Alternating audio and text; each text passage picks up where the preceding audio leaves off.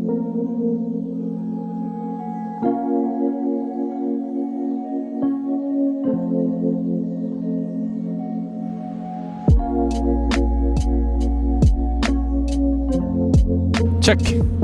Check. Check, check, check, check. Check. Check. Are we checked yet? Are we good? Can I start? Tell me when. Give me a thumbs up, Mike. What's up, guys? We have made it to LA. We are here at Irwindale for the very last 2 rounds of FD. Before we get into anything, this video is going to have both... No, I guess this video is just going to be practice, huh? Yeah. Sorry, I had a mental shutdown for a second. Chris and Andy flew in about 5 days ago to go over the car. They found a bunch of broken stuff, and I want to give the mic over to them so they can fill you guys in. All right, so walking around the car aesthetically, I will say there is a very fun video clip of Andy bashing out the door with a hammer.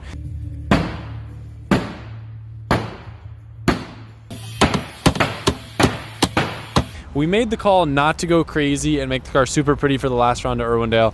All the cars get super beat up here, and I want to have it super nice at the end of the season, so I thought just going into it, it's not a spectator event. You know, it still looks pretty good from, say, 10 feet away. So Andy just bashed it out with the hammer, walking around. It's not really in that bad a shape. Just, you know, the front bumper's got some little scratches here and there, but there were a bunch of broken stuff that we didn't know about, and that's what I'm going to let Chris fill you guys in on. What are you doing, Chris?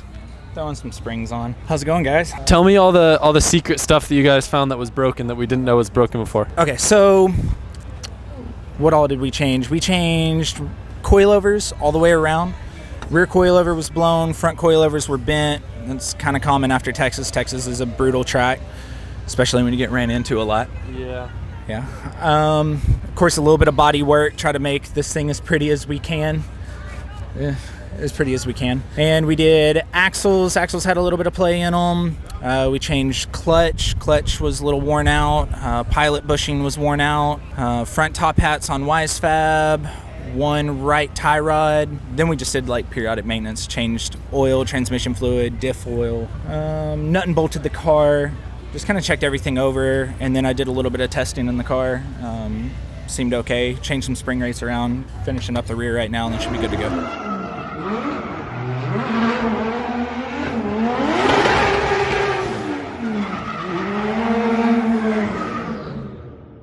And that's something I'm really stoked that you were able to do, because a lot of the issues with a car we don't even know until a car starts being drifted, because it's really hard to tell. But I feel like one thing I want to touch on with you saying all that stuff, pretty much every round, even if there's no crashes, there's so much that needs to be looked at and gone through. The gearbox, pretty much every single round has needed to been gone through and new parts ordered for it. So a lot of people are like, why don't you just run this car at every OSW day? And it's like, what would you say, a fair estimate would be like 2 to 3 full work days to like competently go through the car after every time it's being driven? Oh, 100%. I've been out here since last Wednesday, and we finished yesterday, so that was a solid week's worth of work just from Texas, because the car was ready to go in Texas. We did a lot of driving in Texas, and then from Wednesday till yesterday, it was 8 to 10 hours a day every single day, and now the car's ready to go again. So yeah. And that doesn't include the insane cost of tires and fuel and all the other consumables on the car. So it's very expensive to operate, and that's why you don't see pretty much any of these guys running their FD cars at demos or anything like that. The smart way to do it is to do what Vaughn and Chelsea do and have like almost identical demo cars that are much simpler setup that don't require as much TLC. But I just thought that'd be an interesting thing to touch on, because we kind of graze over that part of behind the scenes of what goes into the car. Was there anything else I'm forgetting on the car that we should talk about? I think that's pretty much everything. Everything else is just little odd and ends, like the buttons. We put the new ECU Master keypad buttons in. This is a great plug for me to talk about the fact that you guys can purchase ECU Master stuff on my web store and get entries to win the Supra. And that giveaway is, I think, only has 1 day left when this video is going to go up. Don't mark my words, there might be 1 or 2 days left. But anything you get off my site, the ECU Master, Dishworks, BC Racing, or any of our merch will get you entered for a chance to win the Supra and $15,000 cash. Every $5 you spend gets you an entry. We have a ton of ECU Master products listed on the site, but you can literally get anything you want. So just hit us up if we don't have it listed, and we can get you squared away. They're everywhere. They're following me everywhere. It's a sign that I need to get one, Mike. They're just calling my name. This is Chris's. Big congrats to Chris. He joined the Corvette gang. I'm jealous. Very jealous, but I'm stoked for him. So today is pretty much just more setup stuff. And then actually this evening we're going to go over, take a look at the E46 over at Castro's. It's got some new fancy little bits, and then practice tomorrow. Stop! Not doing it right! What do I do? Go up. Hey, somebody else in the house over here. I'm just kidding. Get up. You should do it more often. It's funny. I want to go up. Everybody do your best showman impression. Damn it! Wait, Chris, do that again. Put the SpongeBob meme in. This is why all the other teams don't take us seriously. SpongeBob was like, What are you simpletons doing?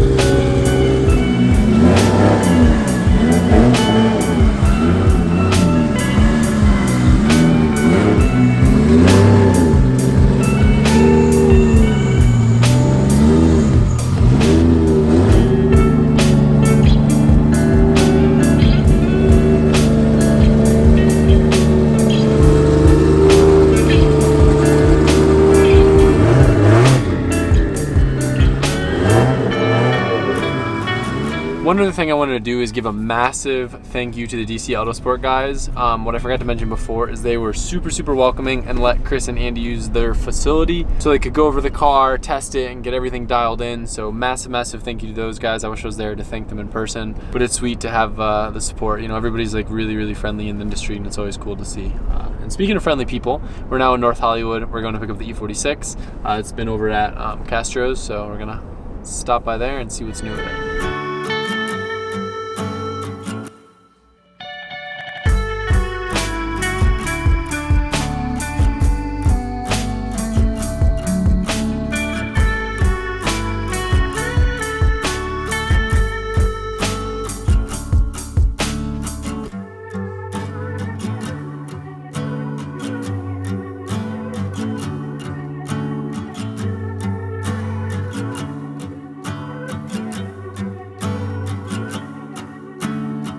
We're back.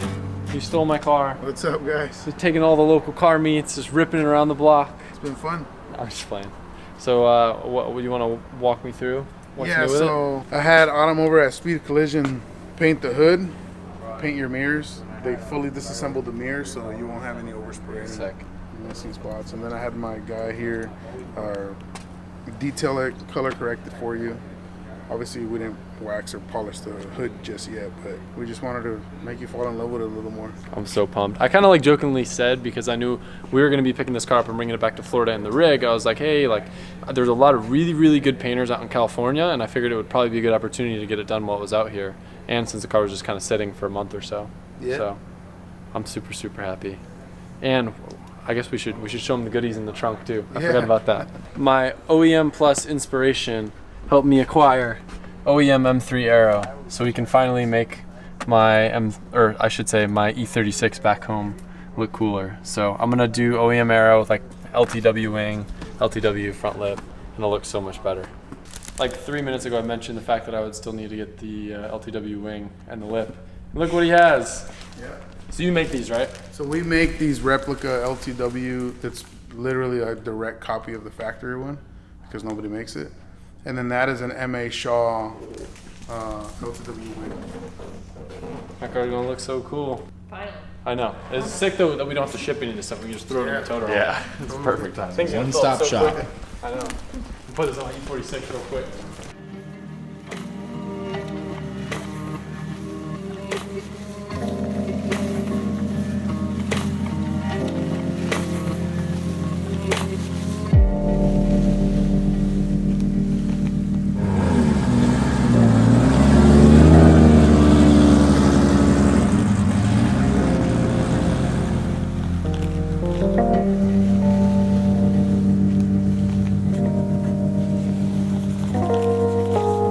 All right, it's officially practice day. I've never driven on Irwindale. I actually watched Irwindale for my first time last night. I've never seen any of the competitions here. I don't know why, maybe just timing wise, I've never been able to see it. Looks pretty cool. Looks like a combo of a few different tracks that I've driven. One thing that we have to look out for though, that second inside wall or whatever you want to call it, eats a lot of cars up. So the right side of this car is going to get pounded.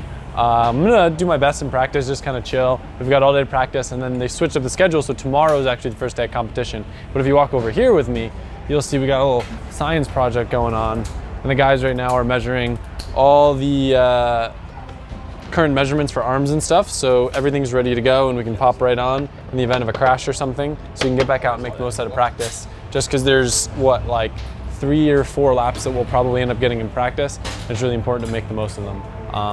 But yeah, it's just a chill day, and I'm excited to get back on the seat of this thing. I've been driving the Chaser, and that thing's slow compared to this.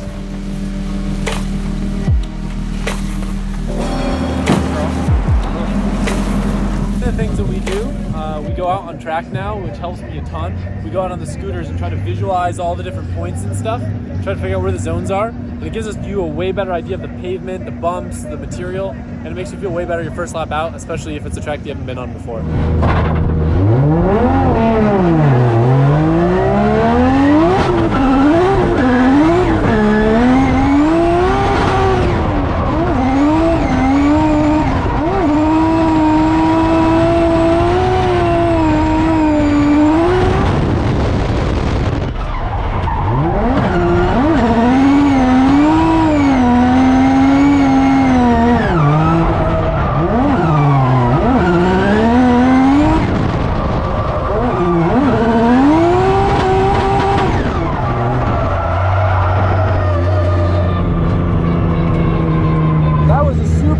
Garbage run. I wish that I was driving this car during drifting. Getting used to this car on my first lap out, at a brand new track I've never driven before, in a much faster car, trying to go balls to the wall the first lap. It is terrifying. There's no excuses other than I am scared of a track like this. And I definitely just did a garbage lap, and I'm going to do my best. But man, does this car feel different than what I finally got used to during drift week. So that's how I found the Chaser at first, just hopefully there's enough practice where I can get comfortable and lead down the least decent lead lap.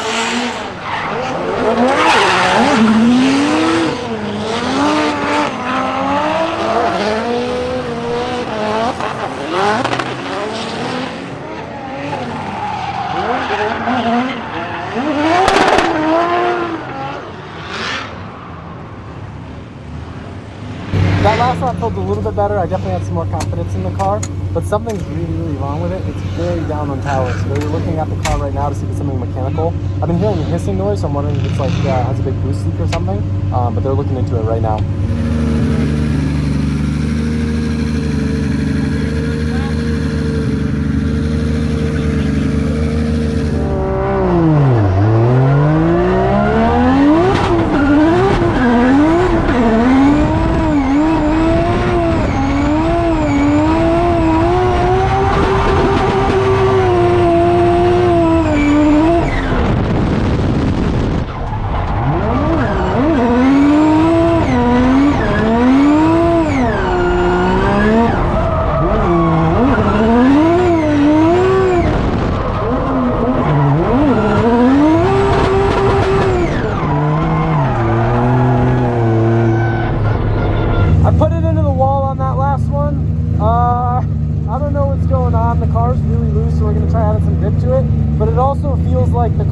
really down on power. So we don't have enough time to check into what's going on in practice. We made sure that the nitrous is working, but it just feels like it's missing like 200, 300 horsepower. But we don't have the ability to look into it fully in practice right now. So it's gonna have to wait until afterwards, and I'm just gonna have to do my best.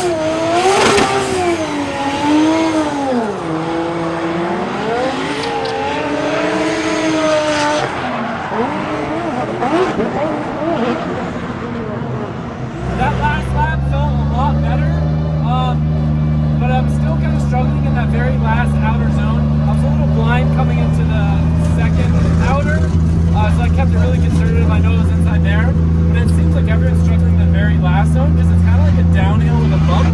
So I'm going to try flicking it a little bit more shallow and mellow, and I think that will help. But right now I'm just giving it a little bit too much sauce, and at least on the bank I feel a lot better, because that's like the scariest part for me, is I don't drive banks a lot.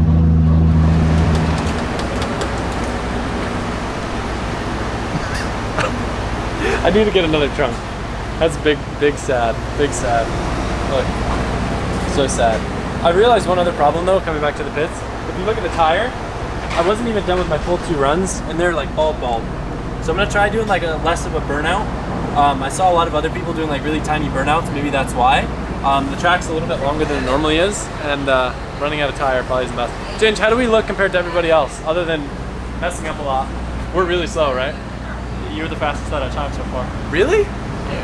I mean, I timed like the second half of the field because everyone's getting used to it, but you were like fastest by like 0.2 of a second in the first outer zone. You came a little shallow, but so I had an asterisk next to it, but it was still faster time. It feels so slow. We're like trying to add more grip to the car, but do you see the tires? Look, there's none left. Yeah. So we gotta work on that, and then figure out why it feels like really laggy. So I can't blame the elevation this time because we're only like 400 feet above sea level. So I think maybe the engine's like long compression or something, but I don't know. You should never bring a compression tester to the track anyway. So. No, for sure. Compression testing cars is bad luck. But yeah, no, it's weird because you would think that I got used to the chase, and now this car feels like the craziest, most powerful thing in the world, but I'm like floored and like third, and it's like, I don't know, maybe it's just you. It sounds like you're hitting the limiter at the last. The last one was better. Yeah. But it was like flicking into the very last zone. I would like floor it, but I think you are right. I need to go a little bit shallower and like have that arc a little bit better, and I think the car will fight us less. Yeah, a lot of people are coming in hot there, and you just see them washing out, hitting all the cones. So I think another reason why they're washing out is the same issue that we're facing. That's not enough tire. So I think what we're gonna do, Mike, make sure you don't put this in the video. We're gonna like glue on an extra layer of tread so we can have double the life. Don't put that. Make sure you don't put that in the video. The other teams might copy us. We wouldn't want that.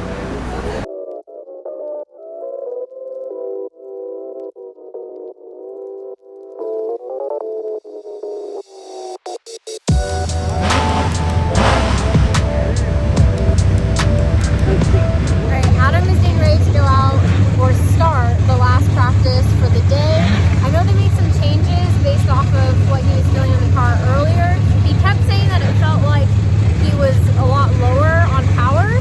So I'm gonna go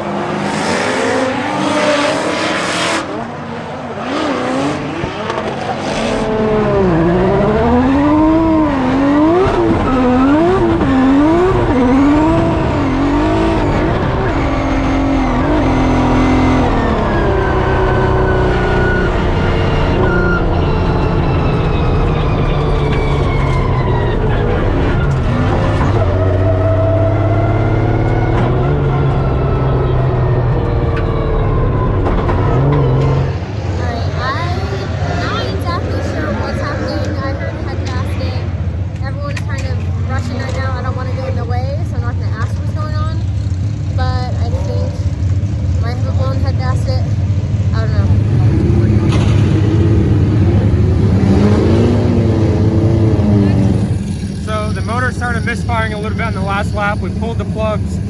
So this is what like a normal spark plug looks, pretty clean burn. And then cylinder 4, you can see a lot of detonation marking around it, which potentially caused the head gasket failure from detonation. This is the only plug that looks like that. Yeah.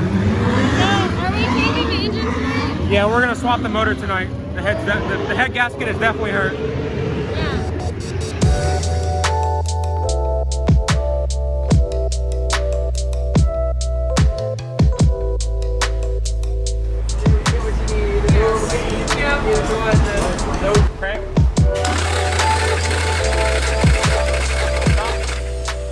All right, confirmed that we do have low compression, so the best scenario and the best thing that we can do right now is to put the spare engine in the car. The kind of general theory that we have as to why it happened, if you remember in the beginning, I said the car just felt laggy, like low in power.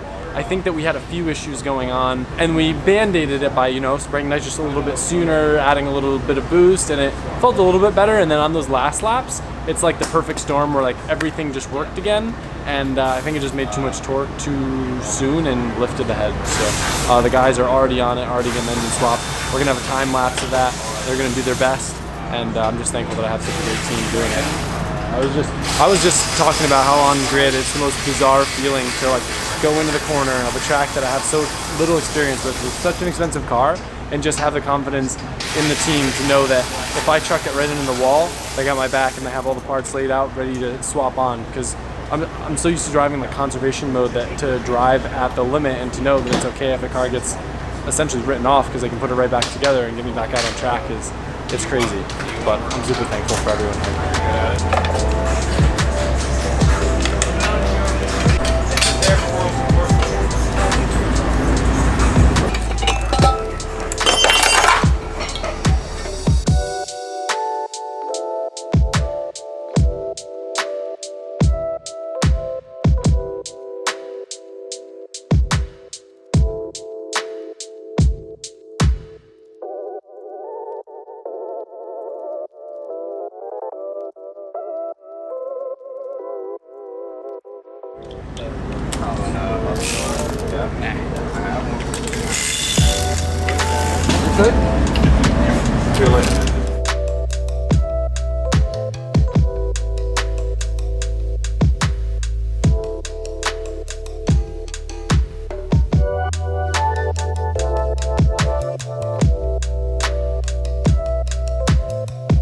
As you guys can see, the car's in great hands. We're gonna head back and try to get some rest for tomorrow. It's not a super early day, but I wanna make sure I'm well rested because I got a very first tough competitor named Byron. You get it? So top 16, don't know who I'm gonna go against, but hopefully we'll get the car dialed in. Freddie's pretty confident that he can just get it good without having to go to a dyno. So I'm excited to drive tomorrow. We're gonna make a few setup changes. We've gathered some info, talking to some of the teams that have all just been super helpful. It's just such a cool community. Everyone's helping out, lending tools, offering advice, and hopefully feel better tomorrow, go into some battles and get some wins. Thank you guys, and see you tomorrow.